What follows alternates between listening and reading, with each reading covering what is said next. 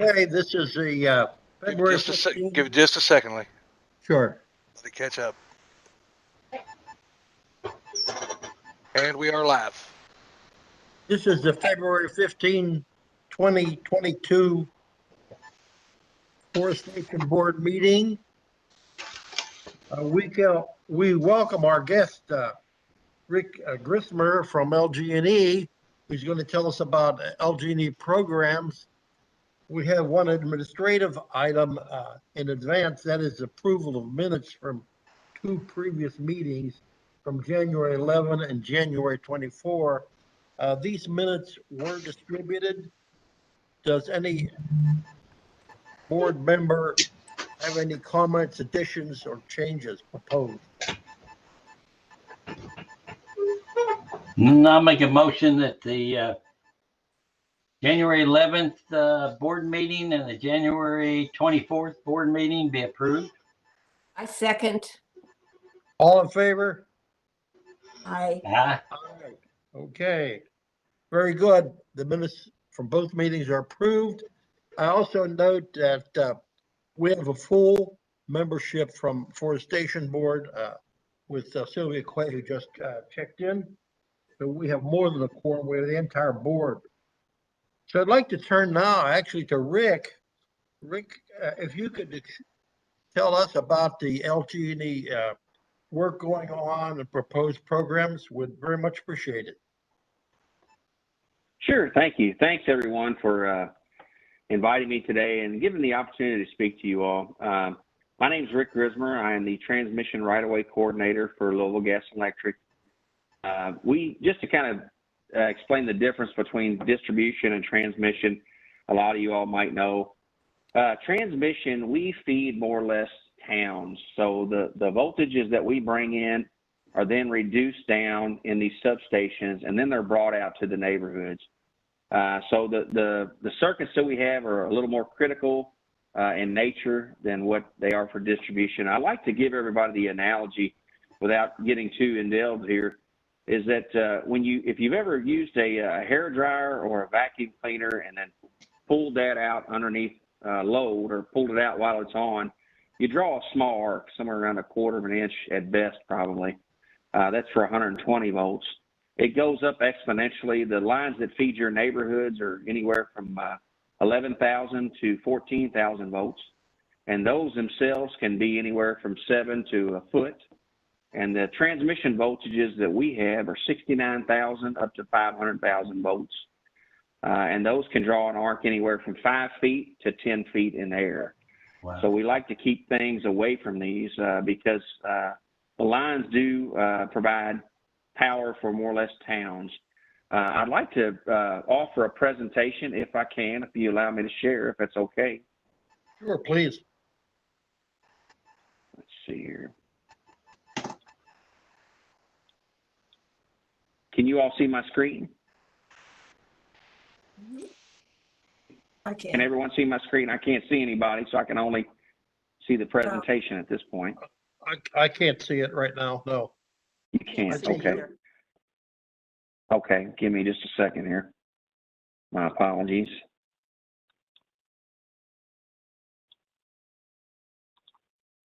Okay, how about now? Yes. Yes. Yes. Yes. Okay, very good. Thank you. So we have something which is called the Transmission System Improvement Plan.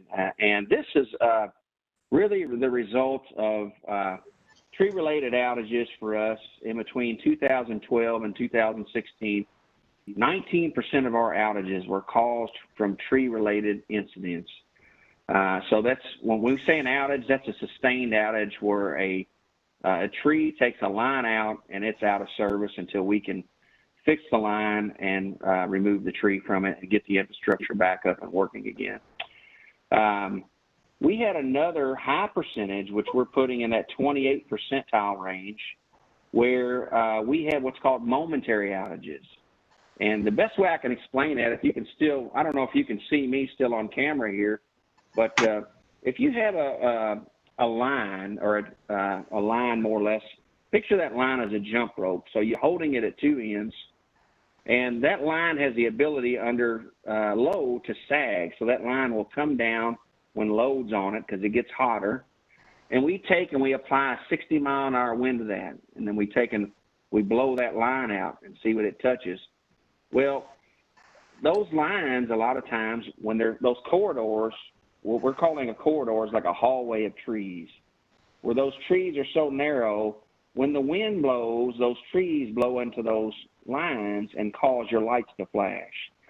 Now, as I mentioned before, every time we have, anytime that load is broken, it's a volatile reaction for something that has that much voltage behind it. And I'm going to jump forward to the line here on my screen. This purple line here, you'll see here, here's the out. I did the best that I could with this. You have to excuse my GIS. I couldn't find a map that had both of these on it. It was kind of grayed out. So, but this line here, this purple line represents the transmission line that feeds Prospect. It also feeds, it starts down on the river, all the way downtown, comes up, goes onto Brownsboro Road, and comes all the way down Prospect, down Highway 42, goes back into the prison, and then turns back and goes towards the plant. So this line here, as you can see, all the smaller distribution circuits are all fed off this major line right here. Now, several years ago, we replaced a lot of poles on these lines, but as a part of this TSIP program, we are replacing anything that we have found under a PSC inspection that says that it doesn't meet our standard, our inspection standards.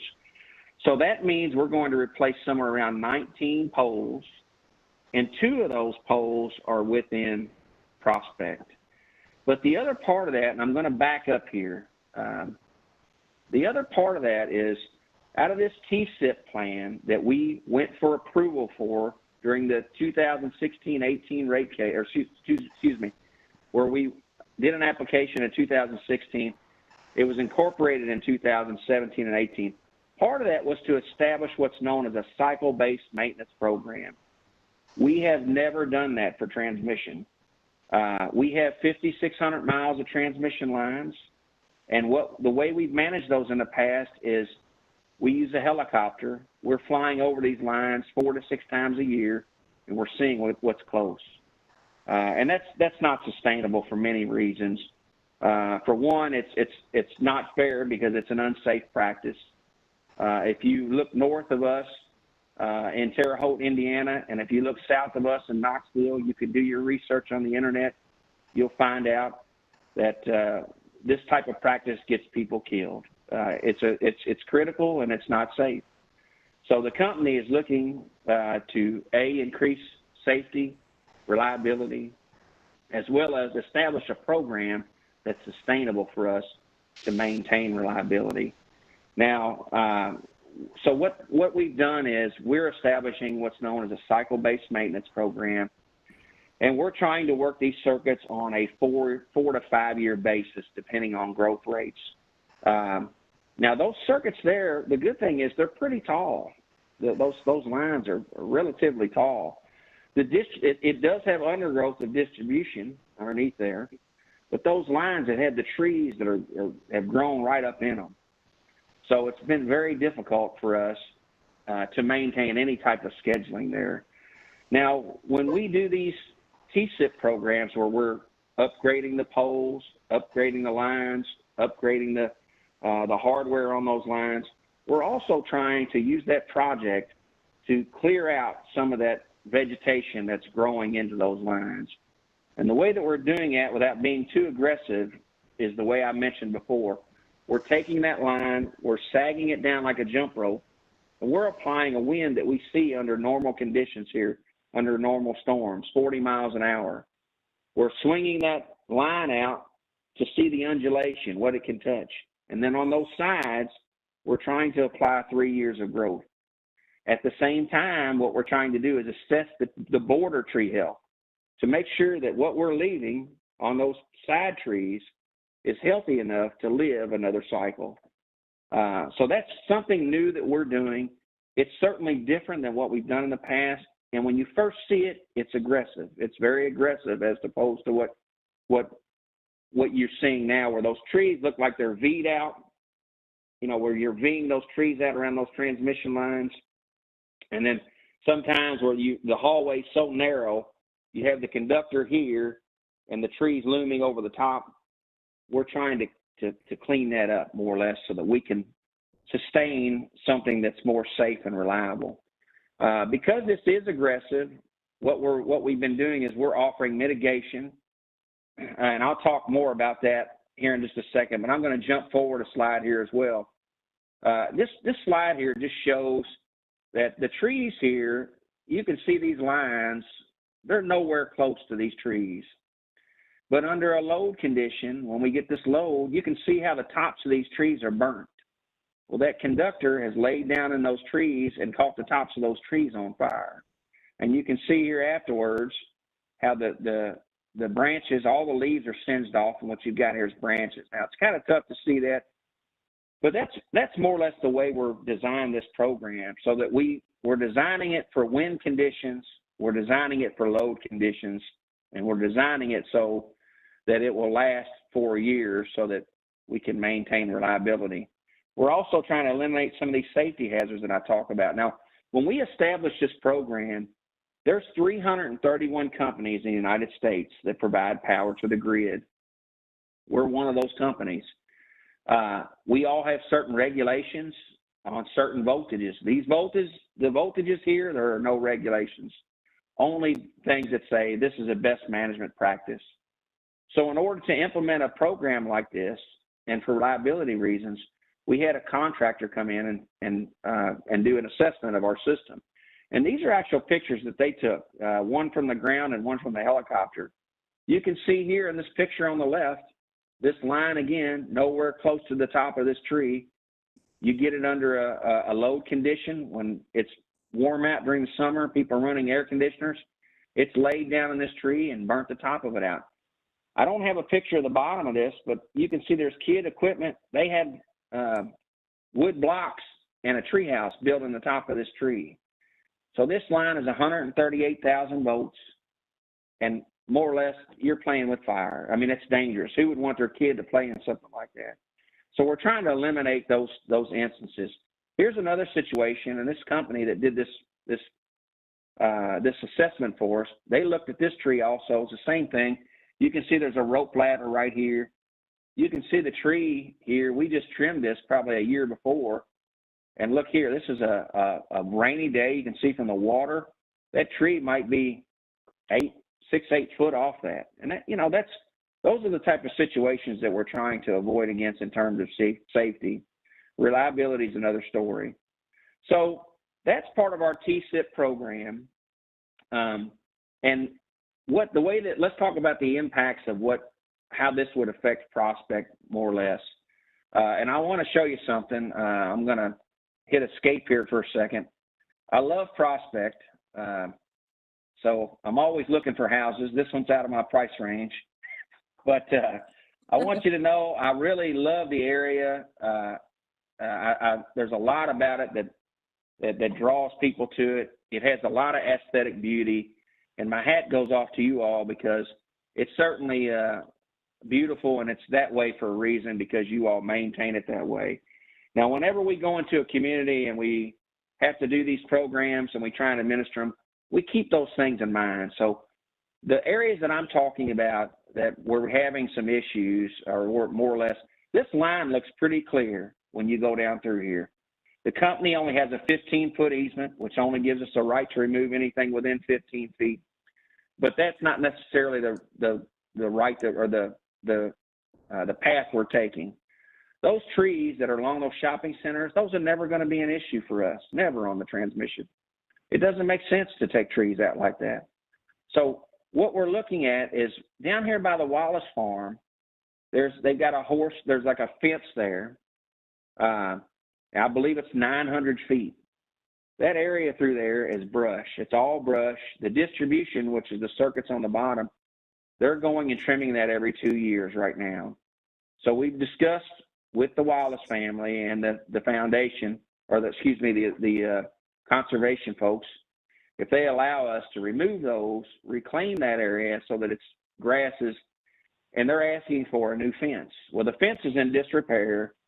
And if we don't fix the fence, there's horses on the inside of there. So we're trying to work out those details, and that's certainly warranted for a project like this. When you have something that's going to change the viewscape, we think about not only the customer who's there, but the people who pass it every day. And for me, part of the draw to Prospect is the woodsy feel. So when we drive down through there, we wouldn't want to leave it to look that way. Now, I can tell you this, they're in this area. If you've driven a little further up and already been, if you went to the Starbucks this morning and tried to get a coffee, or if you went down to a little bit further down towards Goshen, it looks very aggressive when this work's first done. Now, we're removing a little more than we normally would because we try and work these in conjunction with these transmission projects. So when these poles have to go in, those wires have to be spread apart so that the pole can be inserted up through the middle of them, because those circuits on the bottom still feed people. And there's no way, we could get outages, but you're going to take people out of power because these lines, as I said, provide everybody power. So we're going up through the middle of those lines. We have to spread those wires further apart. That gives us a wider remove zone. Now in this area up here, we're going to be replacing some fence and reclaiming those areas as well. But for Prospect, the two major impacts are really right here by the Speedway, or I believe you said it's a, I can't remember the name of the gas station. The Thornton Star. Okay, a 5-star. Oh, yeah. And then, so basically from the Sutherland down, where you've got those cattails, and then you get up to where the old general store was, we'd like to go with a clean removal strategy through there. And then we're going to offer replacement trees all to the property owner on their side. Now, because we don't know who owns those trees, we're not going to get into a situation where we're surveying property lines to find out. We'd like to make the same offer to Prospect and say, would you like compatible trees underneath these lines? We could do that. Or we could take and do trees somewhere else we'd be willing to offer. Now, typically for these projects, there's not a huge amount of money, but we've got some wiggle room. Mainly what we're giving is $1,500 per brush acre, which doesn't get you very many trees. But we purchased a large allotment of trees from some nurseries, and so we have a large selection that we can do, and we would certainly be willing to consider whatever you all think would make the project go well, and whatever the tree board and the city feels like would be the best outcome. Now we've delayed a little bit. I try to align these with construction, as I said. We've had to remove certain trees just so that they can do their work. We are siloed in some regards, but at the same time, we really try and work together in terms of customer impact as well as the customer impact and the experience for customers. So before we do these projects, we always send out letters to property owners. We have an LG&E representative who meets with everyone. We have met with the Wallace family, as I've said. And then, we do compatible trees. As I mentioned, we have trees that don't grow beyond 15 feet. We have a bunch of those purchased. Actually, there's a company called Earthbound who actually leases a portion of the property. And there's another company called Stevenson's where we've already purchased a lot of trees. So we have some selections that we could certainly offer. And then when we go a step further, when we do these projects, they're done systematically. So we have the removals happen. We have to leave fencing in place. A lot of times they're cutting the tree at the fence height. Then we come in, we clean those areas, we work it out to establish temporary fencing. Then we replace the fencing, we go back with so that it looks nice. It doesn't have a bunch of tree stumps sticking up in it. That usually takes a couple of weeks. And then we have a crew that comes in, they grind all the stumps out, they reclaim the area and grasses, and then on the other side, they're wanting replacement trees. And then the nursery comes in and they put replacement trees. They put them far enough away to where we're not having the sides of them off where they look awful. And then we're putting in trees that have a warranty as well. So we're wanting something that's sustainable and that's has a warranty for whoever the property owner is or the owner of the tree is at that point. And I've said a lot here. Let me stop. I'm sure you have some questions before I go over some timelines with you all. Could you clarify again for me exactly where the biggest impact is? It's going to be through the Wallace Farm to Sutherland Farm Drive. Is that what you said, or is it going to Yes, be along? ma'am. So what it is, this section right here that's kind of has a circle. Right. Here, Where is that? I could blow this up, I think. More or less, you can see the edge of the Sutherland Lake here. From the edge of the Southern, this area here mainly, when you first come out of there, is mainly all cattails. That's Sutherland. And as you Farm go Drive, down right? further, yes, Is that- ma'am. Okay, Yes, I just ma'am. want to be sure I'm with you. Go ahead.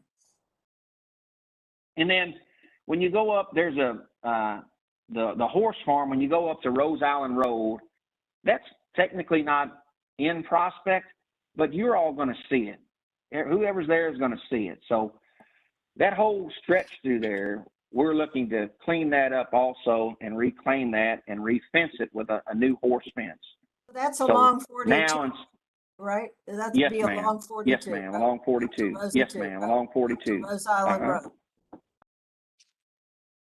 So that's the biggest impact for the city. Is that what you That's said? the biggest impact. And that's, I think, one of the largest for me, being someone who obviously likes to frequent the area. If I were to come down 329, you're looking at that brush wooded view right now. That would be gone. And what you'd be looking at is a newer fence there. And then on the other side of that, on the horse side, they don't want any fence. They don't want any trees because of the horses. So we could put things on the opposite side, which is Prospect. That's really Prospect right away. So that would be up to you all if you wanted. Let's say we have several types of red buds we can put underneath there. They wanted some bushes, but it's, that has to be worked out with you all because it's your all side of the property. So we have to work that out with you all. And I would defer to what you all think. This is Luca Hey, Wallace. Luca. I believe it's north of Rose Island is where we don't want the bushes on our side of the property for the horses. But south of Rose Okay. Island Road, it will be on our side of the fence because there are no horses in those fields. That's correct. And we've committed to that. LG&E is committed to do that. Oh, I know. I know. I We're just wanted to also- clarify that. Go- On and the south side of Rose Island is the Prospect side, but since we've already delineated where the trees are going, I don't know if there's much else to discuss there. No, there's not. It's just what I'm saying is what's on their side. We don't know. Obviously, you all have some bushes there too, Luke, I guess in front of the general store. Without a property survey, what I'd like to offer is them some replacement trees. Maybe not to go there, but somewhere else. There's not a lot of Gotcha. road frontage there. On the opposite side, where your horse fencing is there, I know you all wanted bushes, and that's their property. So I didn't know, what they would go for, or if we could do a combination of both, maybe bushes and certain red buds, or other Have a trees. list of- I mean, Do Go you, ahead. do you have a list of the trees that you could offer the city? I sure do. I can get that Send to you. To Lee or to someone in the city?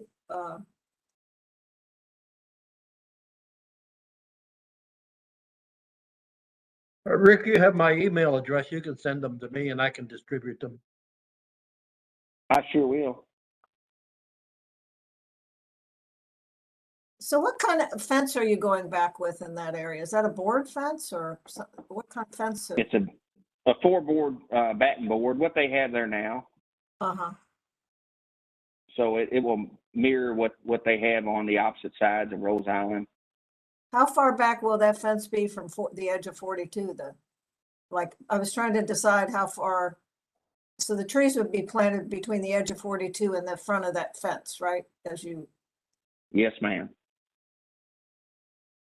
So the fence, I'm not sure. What we do is we're having Penrod do the fence, so they would they would go in existing the same row that they're in now. It would maintain the same alignment. So I could do a measurement for you, GIS, or we could get that measured and find out what your distance is there.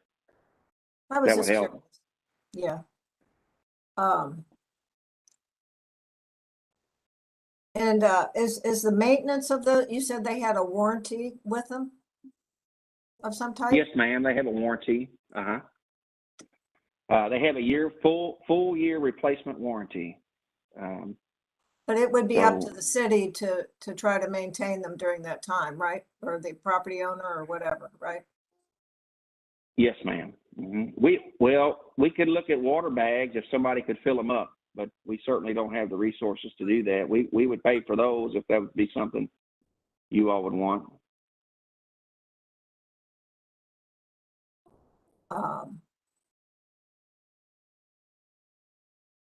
The only key is that the main thing that we ask is that the tree itself is something that doesn't grow taller than 15 feet, so that we're not, V'ing it out or running into the same thing again.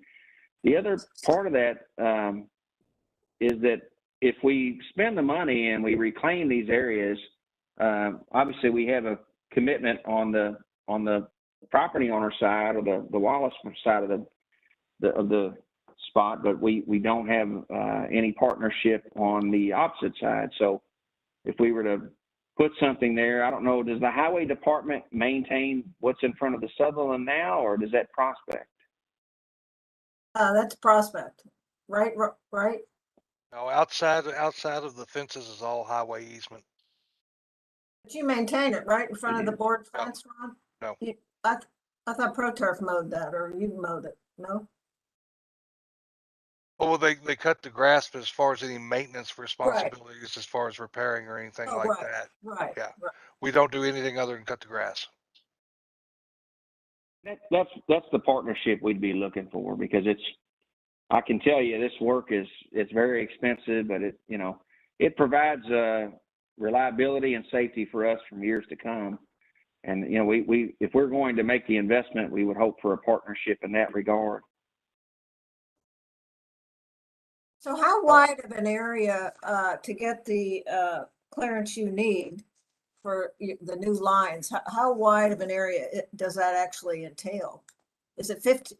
It's mainly just a 15-foot area. 15 I mean, foot? That's what I it's thought. 15 foot. Yes, ma'am. It doesn't. The key is it doesn't give us a whole lot of. As I mentioned, on the top sides of the transmission, those poles are tall for a reason, so they really do help us in that regard. We typically like to have a lot more clearance than that on a 69,000 volt line, but that's all we can get. I mean, that's pretty much it. There's just not a lot there. We rather than butcher the tree and make it unhealthy, it's certainly just assess the health and trim the side of it where it stays far enough away, hopefully for 4 years. I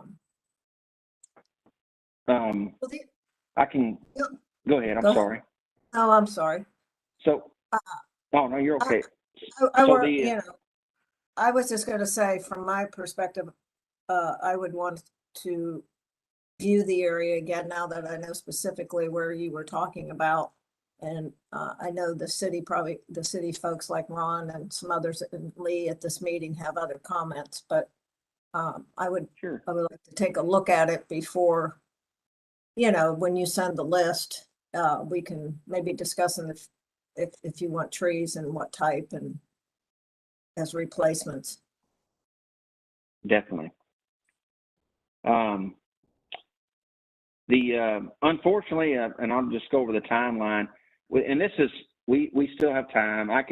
Here's the thing: as long as we're not holding construction up, I have no hesitation at all to delay our work.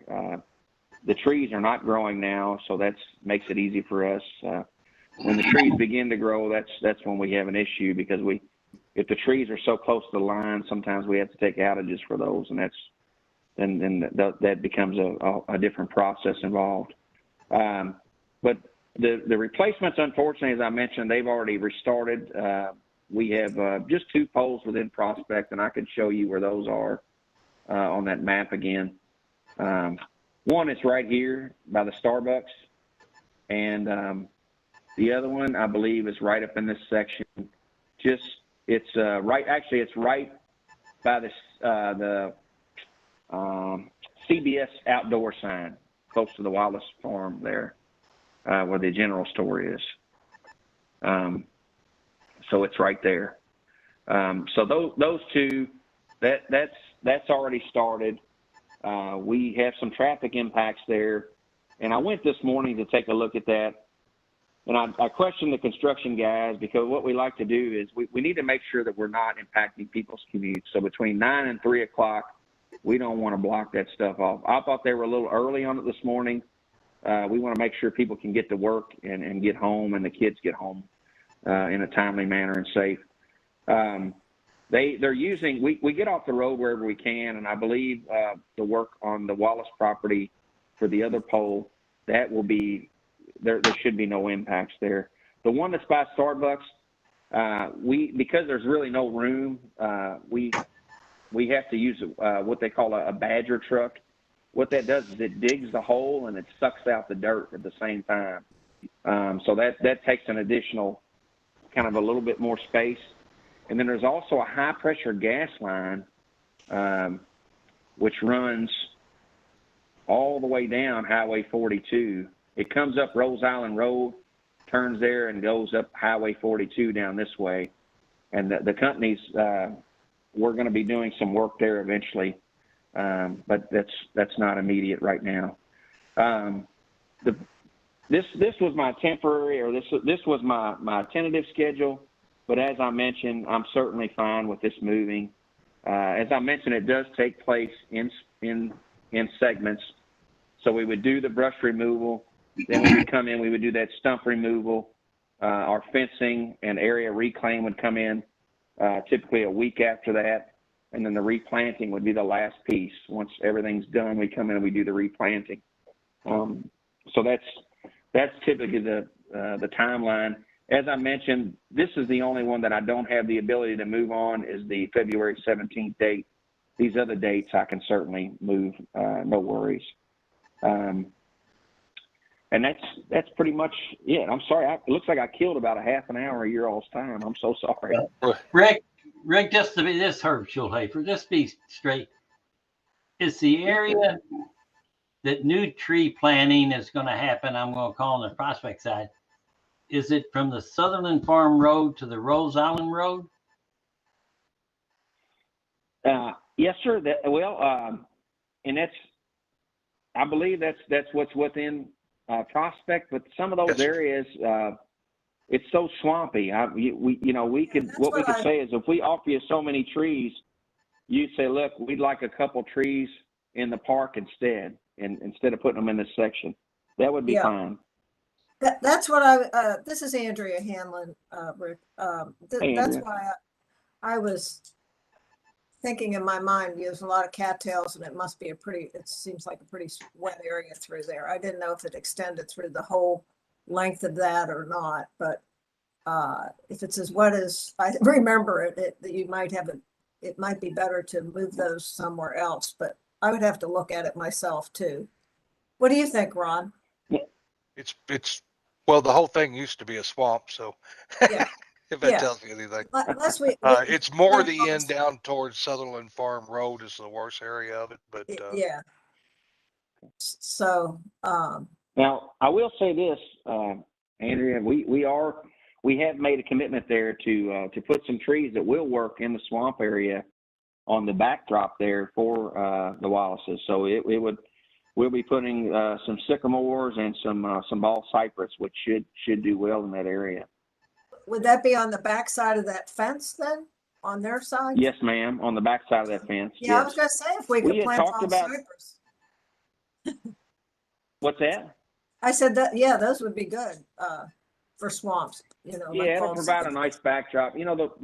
We had talked about doing some fencing there, but when we discussed it with Luca, because it would certainly look nice if you had that batten board run all the way down. It just gives it a nice, clean look.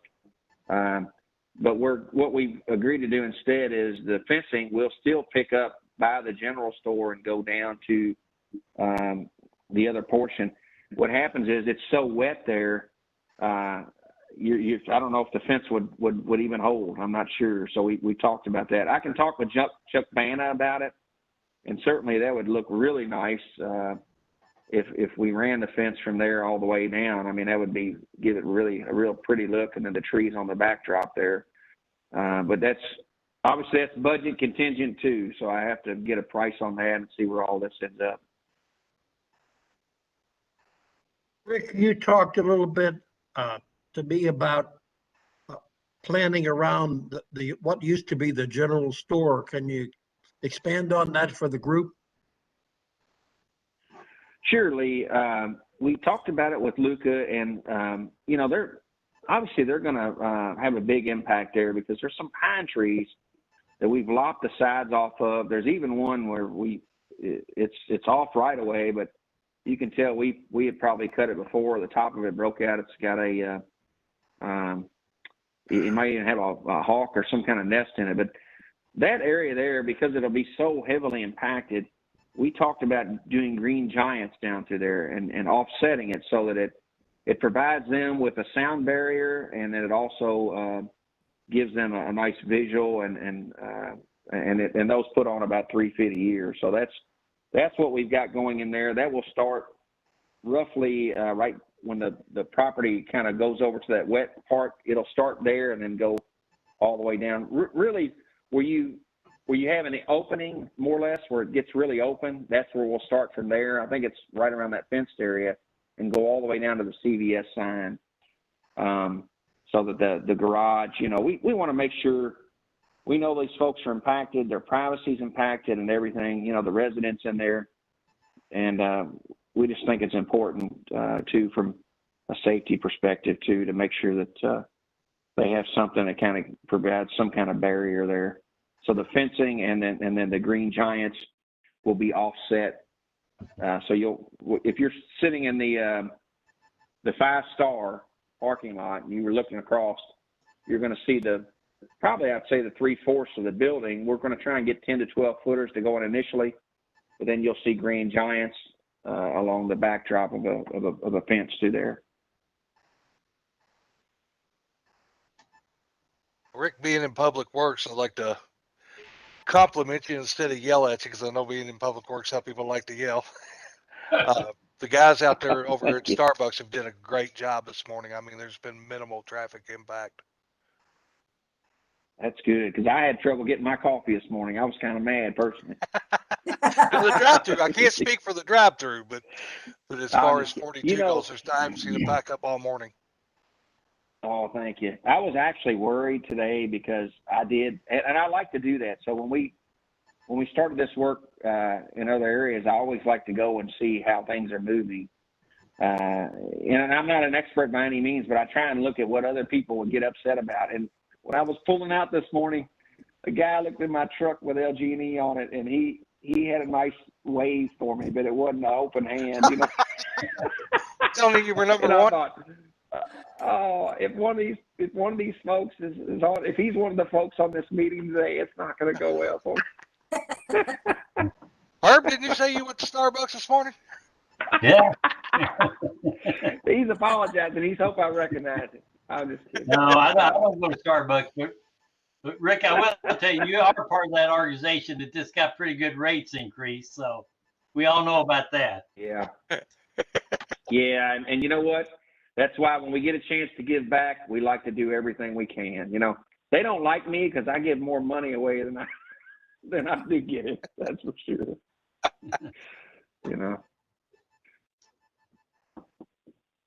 But it's good that for you to take this time to make this explanation. It's really good. Yeah, we appreciate that. Yeah. Do you, Rick, Are there any, I'm asking what, if any, action items there are for prospects? We're going to receive a list of trees, and you'll take a look at them. We might discuss She also the wanted the width. Forestation Board and Parks where to put these trees. Are there any other action items we need from a City of Prospect side? Well, Lee, I can't She speak wanted to- for I can't speak for Prospect, but we do know new trees. When we hit a drought period, they got to get water, or there's no sense planting them. So that might be one place would the city be willing to make that kind of commitment. Okay, I'm gonna stop that right there. I am not gonna have my guys out on 42 watering trees. Not gonna happen.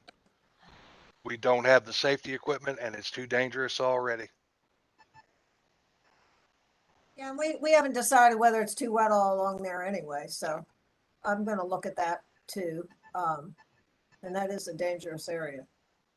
So, Let me ask you this, with it being a warranty, and we're going in, if we can get this work done before the spring rains, I think we might be successful. And here's the thing, the warranty is not encompassing of drought. So if something did happen and they did die, the nursery that's doing this for us, Stevenson's and Earthbound, they are offering a warranty, no questions asked. And that's part of the partnership that we've asked for these folks, because the last thing we want is a reminder that LG&E put a dead tree in and now we've got to look at it every day.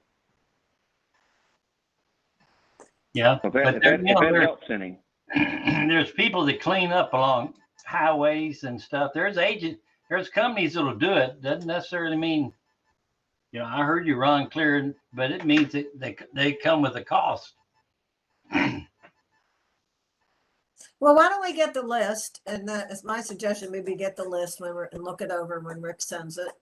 And then let's look, we all can view the area now that we know exactly where he's talking about and decide whether or not we think we want to plant trees back in that area with Ron's help, and after we discuss it, and then if not, we'll try to figure out another suitable location in the parks or somewhere else that would work. Does that sound feasible? Or Yep. Yes, That sounds good. okay. If no more questions for Rick, we're going to say, Rick, thank you very much. We appreciate the briefing, and you're welcome you to very stay much. in our program. Well, Thank you very much. I do have to go. One other item that I did have, I am going to report back with that width. I can measure that width and let you know what that width is as well. So you know what you're working with. okay, that'd be great. Thank you very much. I very much appreciate your all's time, and we appreciate the partnership on these things. The one thing I hate is that sometimes when people see it initially, there's some complaints. So we'll do everything we can to field them. I do want to make the group aware that there is an individual who bought the home who has the oversight of the Wallace Farm out to Highway 42, and they are not happy about the possibility of seeing the gas station as well as the Highway 42 in of itself. So, we try and help these folks, but we can't put stuff on their property that's not theirs. So, we try and take that into account. But listen, I appreciate it. I don't want to take up any more of your time, but I just wanted to kind of put that out there, and we'll do our best to work with that property owner as well. Lee, do you have Rick's contact information? yes. Okay, great. Well, thank you very much. Thank you all so much. I appreciate your time today. Thank you. Thanks, Rick. It's nice meeting you. Be on the lookout for me. I'll take a house there. Thank you. Thanks, Rick. Need to stop sharing. Or can you take control? Will you be able to take control? Here we go. Stop Yeah. sharing right now. There you go. Okay. Okay, great. Thank you so much. Thank you. Thanks, Rick. Bye now. We'll move on with our agenda. The next item is mayor's update. Mr. Mayor, do you have something for the group? Yeah, you're probably interested in money. So I'll talk about that. Last June, we got $635,000 of American Rescue money from the federal government, and we put 308,000 of that in our budget using a rather complex formula for what they said we could claim as lost revenue. It turned out that we didn't calculate it right, but that's a mistake. That doesn't matter anymore because we've since gotten the final regulations, which tell us that we can put it all in and count it as lost revenue, and we don't have to do a calculation. So one of the putting together a revised budget for the current year, and that 308,000 that goes in revenue will be kicked up to 635,000. So what's that? An increase of 327,000 over and above what's in the budget right now. Okay, so there's a brand new 327 in there. Everybody's got their handout. I mentioned no names, Linda. The police are going to need, Lee got that. The police are going to need $103,400 for two things. Apparently Metro, and we have to be able to communicate with them, they've switched radios to some new type, and we're going to have to replace all of our police radios. So that's the big part of that. The other thing, a lesser portion for the police is they want to trade in their firearms for new ones, and that will be, I think it's about 90,000 and 10,000. So all told, the police are going to get 100, if the council approves, which I think they will, 103,000 and change. Do the subtraction for me, but it's around, what did I say, 337. That brings it down to about 234. Going to allocate that, propose to go into parks. Linda and the Parks Committee has requested some $70-some thousand, I think about 75,000, to build a bridge that they've had engineered by Steve Emery and his company. That'll probably go in the proposed amendment. So that brings it down some more, and the rest of it will go into parks. And bear in mind, this is all proposed. This is not what the council has approved or indicated it will approve. This is just what I'm going to present. So that's that story. And jumping into, if there are any questions about that, I can stop and you can ask them. If I don't hear anything, I'll just go ahead. This board wanted me to get a survey done of the tree along Sutherland Farm Road. And DeMilestone, who did the last one, the one on Onion Creek Drive, it did fine. So apparently they missed my communication, which is what caused the delay. And I followed up, and that time they caught it, and they arranged for a two-man survey team to come out today, which they did. And by then I had figured out what tree we were talking about, because the orange paint on the tree is an orange dot about the size of a $50, and I wasn't able to find it. And after I couldn't find it, I called Mr. Tucci, and that's when he told me, oh, well, it was a piece of white tape on the fence. So I went back and I found the white tape, and sure enough, there was the orange dot on the tree. It's a big tree. It's very big. So the survey team came out, and I showed them where it was. Two of our maintenance guys were there just right when I got there, so we all triple teamed them. And the survey guys told me you don't need a survey. They said it's clear that that tree is across the fence on the other property, so that's where it sits right now. If you still want me to tell them to do a survey, by now they know exactly where it is and they'll go do it. That's what they told me. They said, we don't need a survey. Incidentally, they also told me, and they're not arborists, and Andrea is, but they said, there's nothing wrong with that tree. It's going to be there long after we're gone. For all I know, the tree is rotten inside. I have no idea.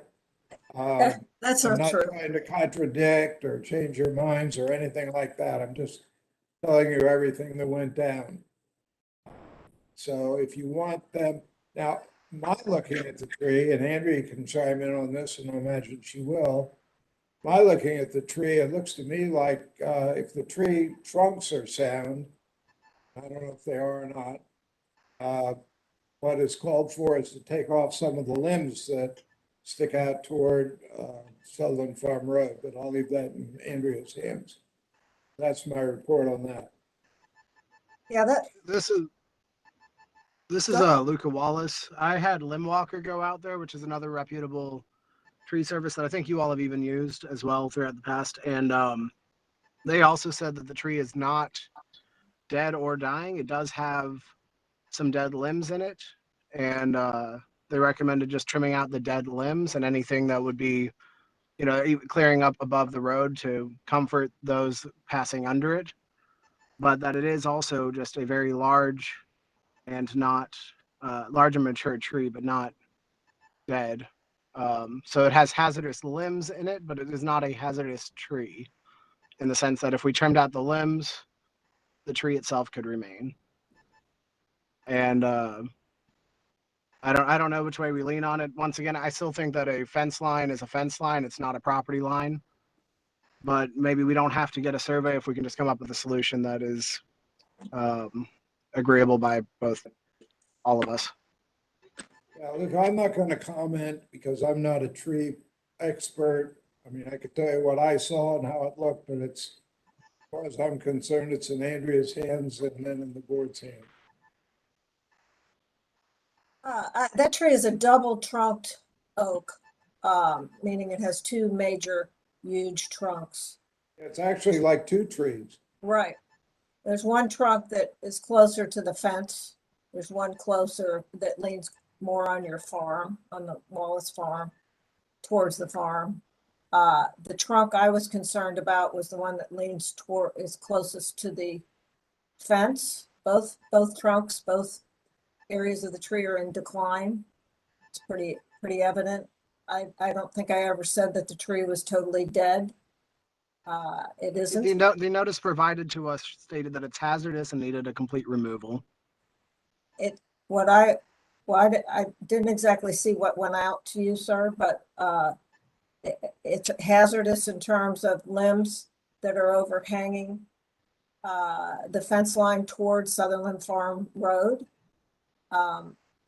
Yes, you could have limb walkers prune, somebody could prune those hazardous limbs, dead limbs. I do think they're a threat to traffic and there's a lot of people walk through that area. Maybe it'd be better to make that trunk what we call make it safe, which would be to cut it down to 20 or 30 feet, leave the other trunk. But as an arborist, you understand that cutting a tree in that way would ultimately kill the other side as well, correct? It would be a slow thing. I think the other side's going to die in the shorter term anyway, in my opinion. I mean, that whole tree is in pretty sharp decline. I mean, neither one of us can tell. I mean, nor limb walkers, none of us can say when the tree's going to totally die, but it's in bad shape. I think it's not my total call, but if the dead and dying limbs that are overhanging the fence line towards Sutherland Farm Road are removed, that could be a compromise. But I think probably more will decline. It may become an issue again. But for now, if the board agrees to that, then, and John agrees to that, then that would be a compromise, an acceptable compromise. Yeah, I think the concern always was a hazard of people on Southern Farm Road. Right. And so, I mean, I'm all for our board to say the dead and dying limbs over that are over the roadway, you know, if they're pruned off, let's get that work done, and then we'll work to let the future see what the future shows as far as death of a tree. As long as they can be pruned back to healthy tissue. You know, that's the concern, is when you have that large of dead limbs, can they be pruned back to another large, you know, trunk or area of the tree that's sound, so that we can leave that up to limb walkers.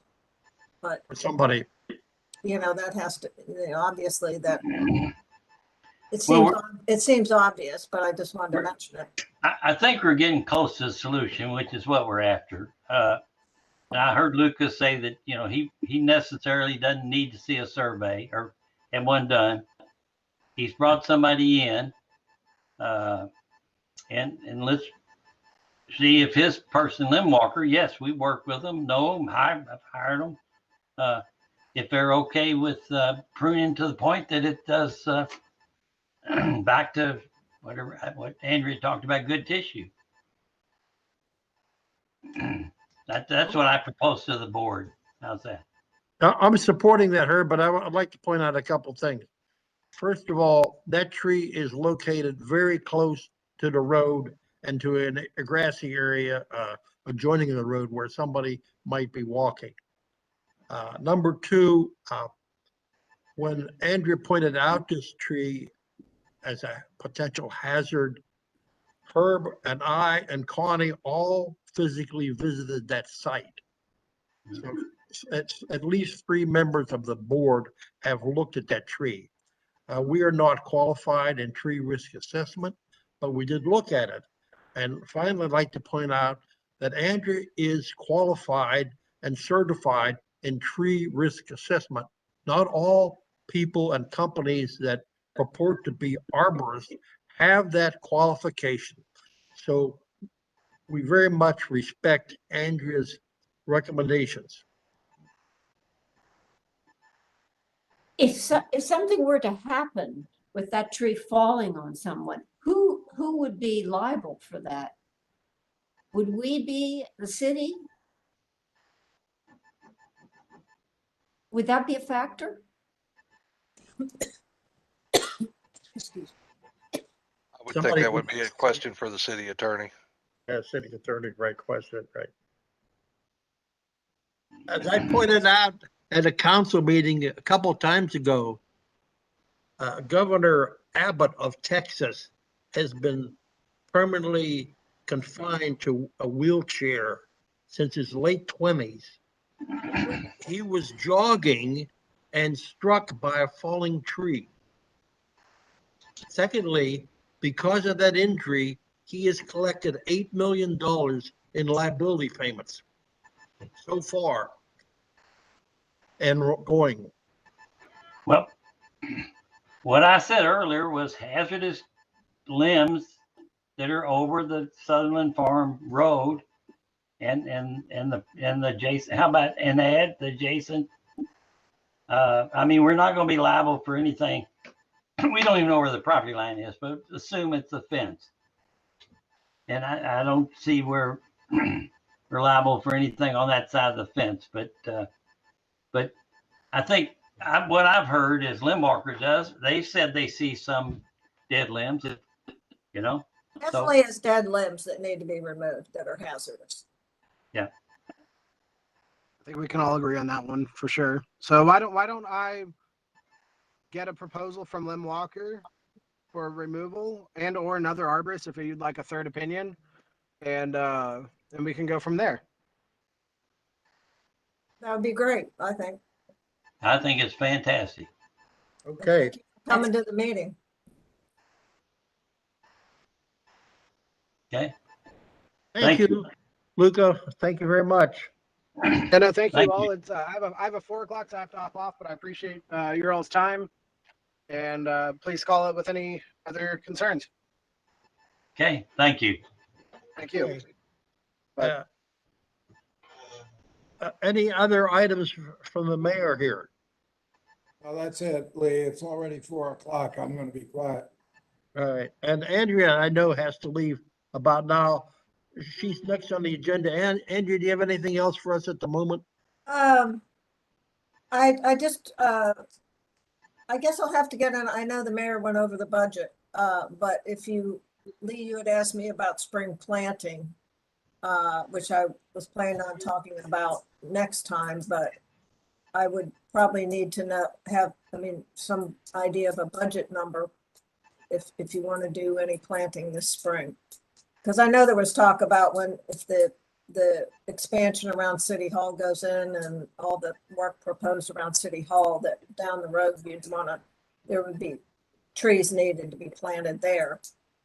So if you can let me know on that, that would be great. Also, Linda, I think you and Sarah had told me there's going to be, or a couple of you, do we need to have that maple tree moved? That's the memorial tree down near the parking lot expansion, if that project's going through? Does it need to be moved early this spring somewhere else? I don't know what the time frame is. Sarah should know that. Is Sarah still here, or? I believe Sarah's here. She's showing, we don't see her picture, but we're reading Sarah, and we're talking about the memorial tree for the police officer in Little Hunting Creek Park. Is that right? Yes. Yes, okay. Yeah. I can make, Sorry for excuse me. At the end of January, 15 days ago, where you stood in the budget, tree planting, you had $3,000 left, a little bit. And you had tree maintenance, you had $4,000 left. Okay, thank you. Okay, so we've touched both, so let's take both and then walk away. You never touch more than one. I'm in the middle of a meeting. Well, somebody can find out from Sarah if she's not. okay, I can make, Sarah's here. Yeah. So you're looking at the summer is when stuff would happen. So if you're going to move that tree to another location, Herb, you back me up, but I think it would be better to do it this spring. Yeah, well, it really should be moved. It can be moved, it should be moved by March 15th probably, or Okay. it's Maple, so they leaf out early, even earlier. I guess the question is who's going to decide where it gets moved, or do the police need to have an opinion about that, or want to have an opinion, or what? I don't know. well, I have an accurate site plan. We want to keep it fairly close to where it is. It can be. The actual site plan got revised a little bit to have the paving a little farther away than previously designed. So I can meet with board members, and maybe next time you're in Prospect, Andrea, and show you the site plan. And then, I think if it's near that location, wouldn't that be acceptable? I mean, it would be for me. I don't know. You all have to tell me. Well, I sort of threw that out to the whole board, but okay, I can't, I think we can put it very close to where it is now, and it'll be a good location. We just, Lee, can you set a time with it, or put out an email that we can meet down there? We all live in Prospect. We can do that. I mean, I'd you all have could to- just put a flag in for it if you want, and take a picture and let me know. And in the meantime, I'll try to get a price, maybe from, we can get a price from somebody to move it. And if it doesn't get moved very far away, it'll be less money, to just transplant it close by. I think the idea is to keep it in Little Hunting Creek Park and as close to City Hall as feasible, with the parking lot expansion and the planned projects there for the pavilion and playground. So we need to pick a good place. Maybe you already have it, Herb. What I'm gonna do, I'm gonna take a little photo of the site plan that shows that existing tree. It shows the proposed parking, new parking. So you get a good idea, and then we can meet there, to actually put a flag in. Okay. We can just meet in the park. Yeah. To pick a site. I don't know that has to be an official meeting announced to the public, but we can do our work. Well, Try to pick up the if site. you need me to be there, let me know. Otherwise, I'll just wait to hear back from you, okay? Yeah, and maybe Linda Wardell too. Sure, just let me know and I can probably be there. Okay, yeah. All right. I think that's all I had. All right. And so. Is there Thank you very anything else? much, Andrea. All right, I'm gonna have to leave, but I'll talk to you soon, okay? Sure. Thank you. Bye-bye. Bye. Next items on the agenda are speed actions. We certainly covered the Wallace Farm. We have some other cases where requirement letters have been sent out, but there's been no obvious action. I can go through these quickly, and I had asked Rick, who was our code enforcement guy, for copies of letters, and he just responded this morning saying, in one case, the 7509 Hunting Creek Drive, he had never got the official request, and Linda has or will be resubmitting that. Okay. Another one, 7104 Wyndham Parkway. The property owner there did take out some trees, but apparently didn't realize that two more trees located to the front or front right of the property, as viewed from the Parkway, needed to be taken out. And Andrea's taken some photos just recently, very recently, maybe even today, just so you can note that she had attached photos of those trees so they can be readily identified by the property owner, or we can ask Rick to resend those to the property owner.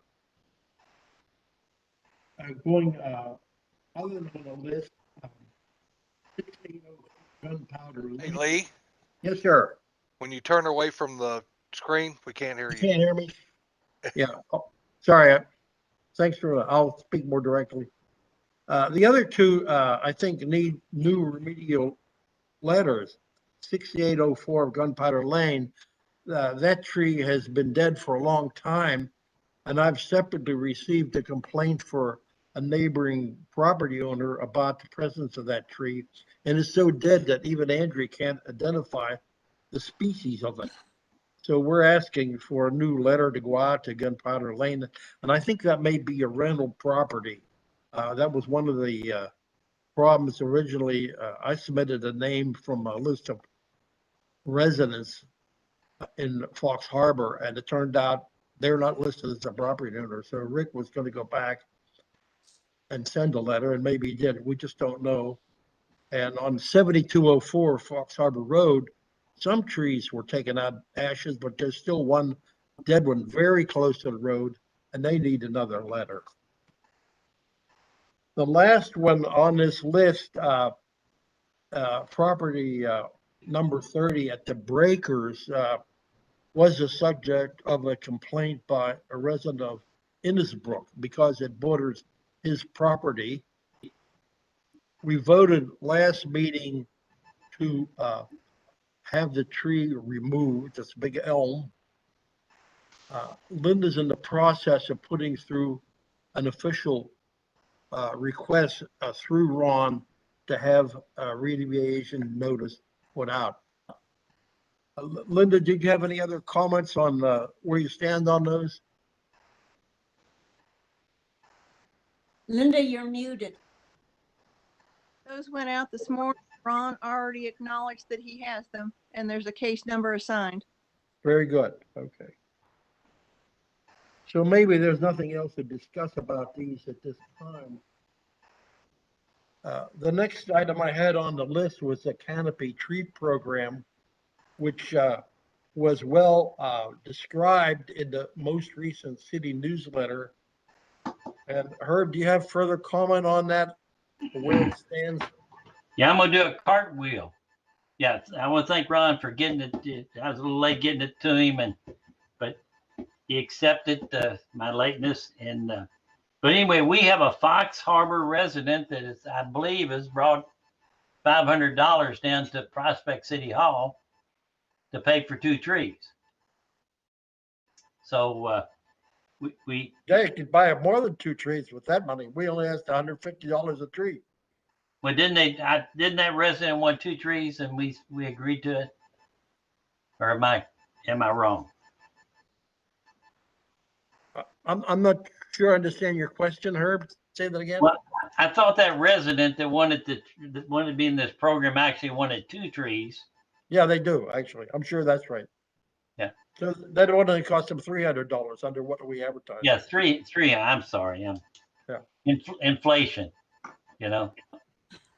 One thing we need to, we need hopefully more residents. Of course, March 1 is the deadline. But we need to have some flags down at City Hall so we can give the resident, because the residents, they're responsible for placing the flag, where they want the tree. And we've sort of said that, board members would go, whatever neighborhood it is, would go and sort of, do a little look-see to see if they think it would be any kind of problem. So we need to have some flags down at City Hall, Lee. We'll just ask Ron about that. Ron, can you hear me? Do you have marker I could hear flags? you. You couldn't hear me. I do not. We probably go over the hardware store and pick some up though. Right now, it's just 2, but maybe we'll need some more. Well, we buy a bundle. They don't sell them. Okay. So. Okay. Okay. Well, let's try to get the word out. As we all know, we see the trees being removed. We're of the age, cities of an age, are trees that are have got tired and decide to retire. It doesn't sound bad. Yeah. So that's all. Appreciate it being in the newsletter. It was a nice article. So Herb, maybe are you recommending that we have an e-blast also? Yeah, that's what I was going to suggest, is just a reminder that the program's still available. Get something out there again. That's a great idea. Did we talk our man Ron into a knee blast? You can just send me what you want in it. Okay. Will you do that, Herb, or who's going to do that? I think Connie's turn. Connie will do that? Yeah. Okay, Connie. You can pretty much use what was in the newsletter and resend it maybe just in its entirety. Okay, well, who do I? Because I don't have any addresses. I don't think that'll work. It won't work, Ron. Yeah, I can send the information out. I can't send the form out like that though. Okay. I don't think it would be legible. Okay. But tell them they pick up a form at City Hall. Yeah. Okay. Did you hear that, Connie? Yes, but who would I send it to? All the To Ron. Me, dear. Oh, to Ron. Yeah. Yeah, you would send the e-blast. I'm gonna write it up and send it. Yeah, write it up and send it to Ron, and then he'll send it out to the residents. Got it. Thanks. That's an option. You could also print it out, get 8.5 by 11 prints, and go to every resident in Prospect. No, I thought you were going to do that. Yeah, you and me, Herb. Yeah. Okay, that's all my stuff. Thank you. The next item on the agenda was a newsletter article for the next newsletter covering both the fall and spring planning programs. Of course, we don't have a spring program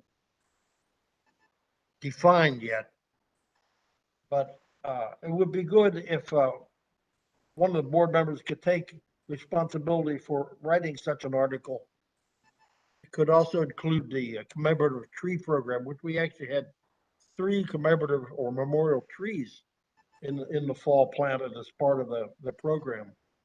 A total of 17 trees. Linda, can you do something like Linda Knox? Can you do an article like that?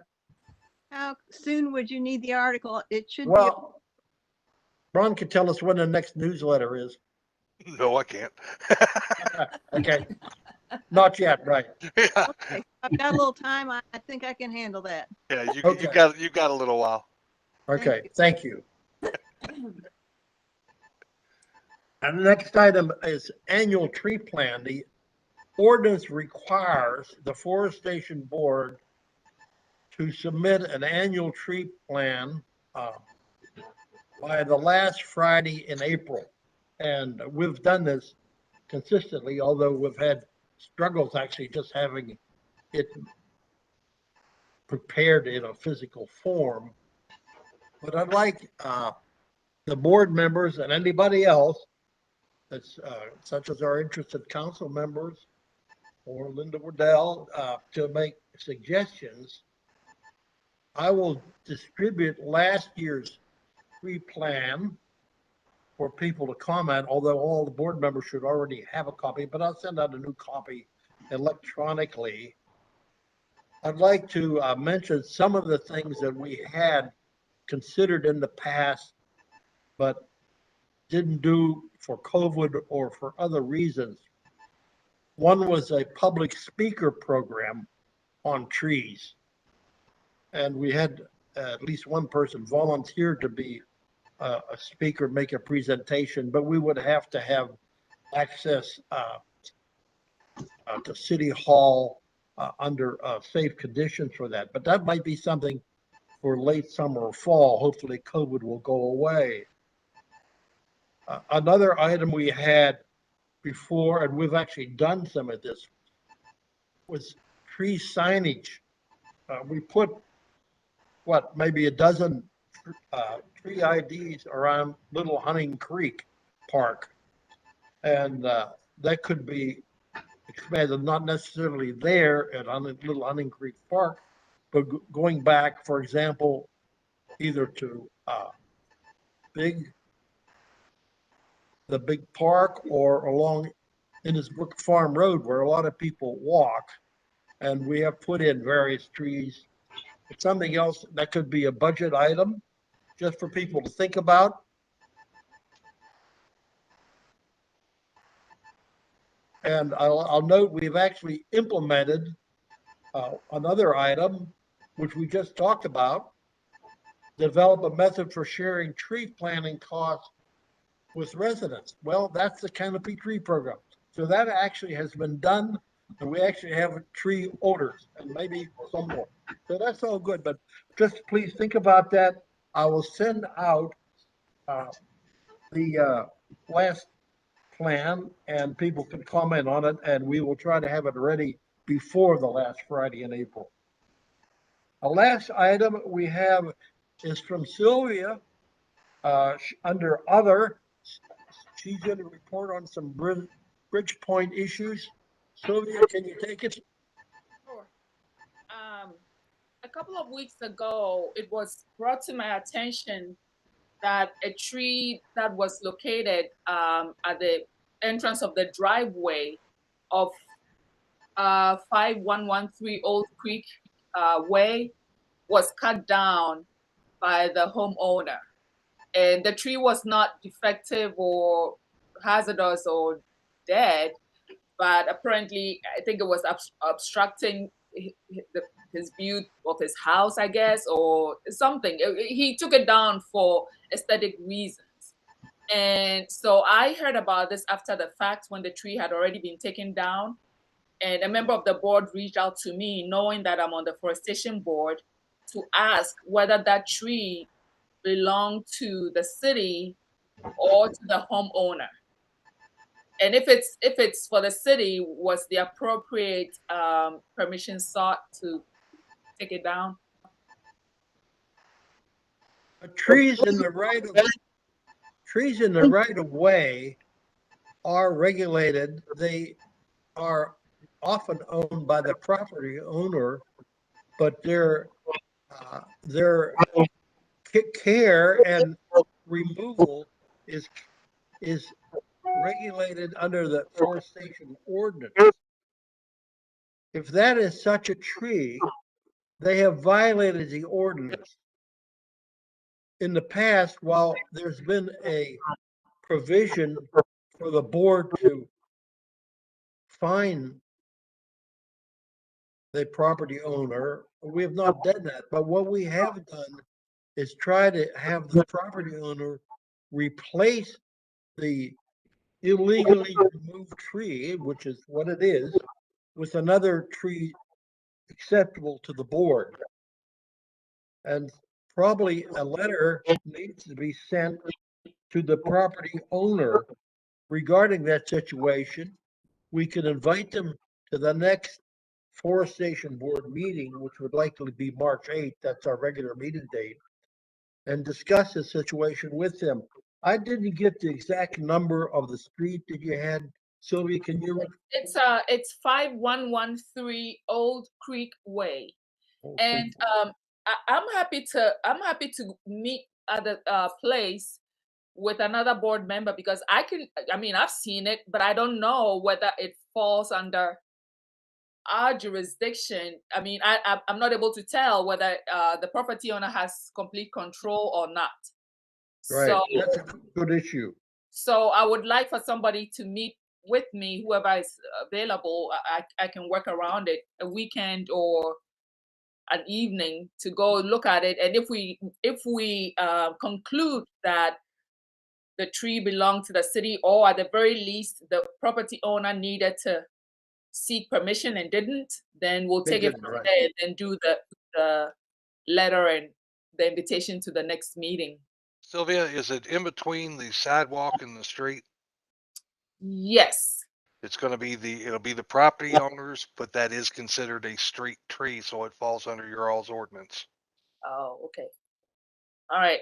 I'll go look at it again just to make sure that I wasn't seeing double when I looked first. I'll go look at it again. Yeah, if you cut it down without your all's permission, then yes, it's a violation.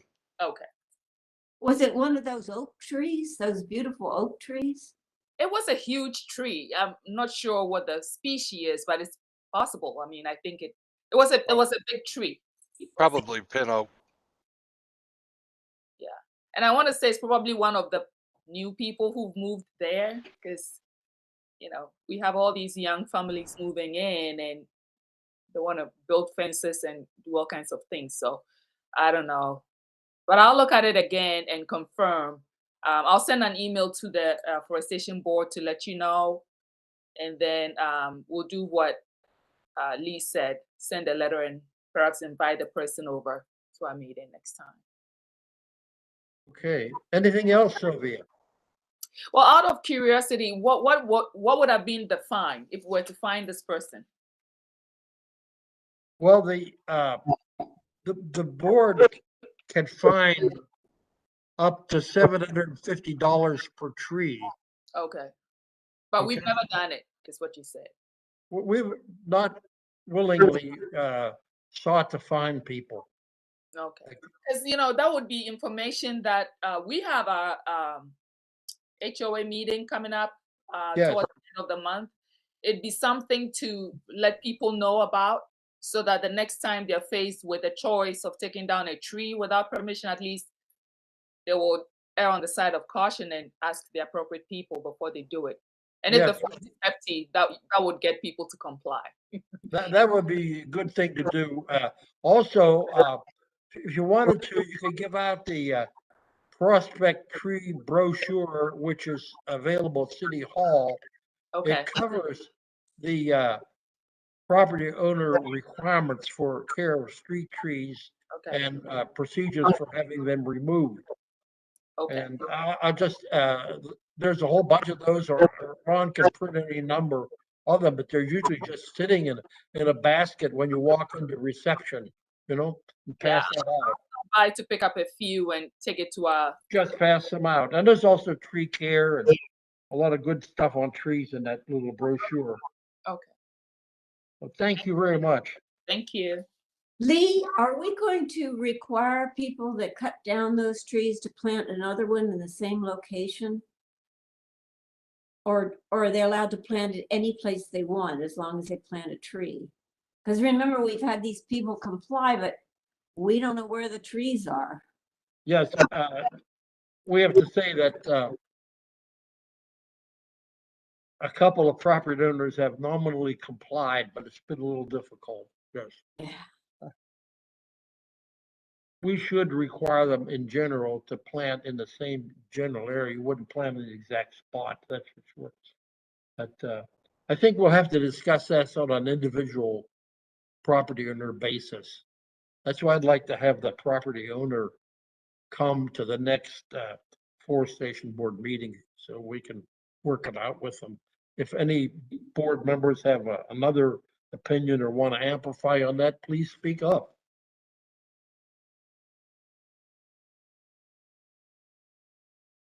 Okay. Does anybody have any other item covered at this meeting? Are you going to send a notice to the fellow on Wyndham at 70, is it 7105, something like Right, that? just Because those marks are not on the trees. I've been there's a by, couple of orange paint marks, but they're pretty small.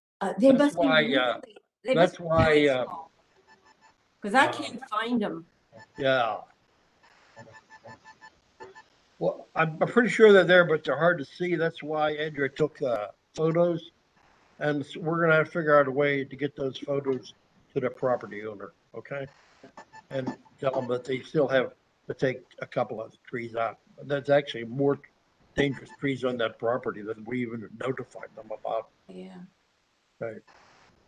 There's, Mostly there's dead another big ashes. one that you didn't even say anything about because it's sort of like a big stump. I mean, it's really tall, not that tall, but I think if it falls, it wouldn't fall on the road, but it's dead. I mean, the top is completely gone. I'm not sure I know which one you mean. This Well, is, if you drove by there, you'd see it. okay, I'll take another look. Yeah, don't. And there is a provision in the ordinance for removal of unsightly trees as well as hazardous trees. Something like trees impinging on the tract of view or something like that. There's certain wording in the ordinance that could be utilized. You want a motion to adjourn? Yes, unless anybody has anything else, a motion to adjourn would be in order. Motion to adjourn. Okay. Second. All in favor? I Okay. Thanks to all the board members and thanks to the council people who have been watching and supporting our Forestation board work. Thanks to all very much. and thank you, Lee, And Linda and the mayor. Thank you. and Herb John. Thank you. Okay, Thank you all. Sorry you got to hear me at Costco. there we go. Next meeting, March 8th. See you Thank guys. you. Thank you. 2 o'clock? We'll Yep. go for 2 o'clock. That's our usual time. Okay, great. Right.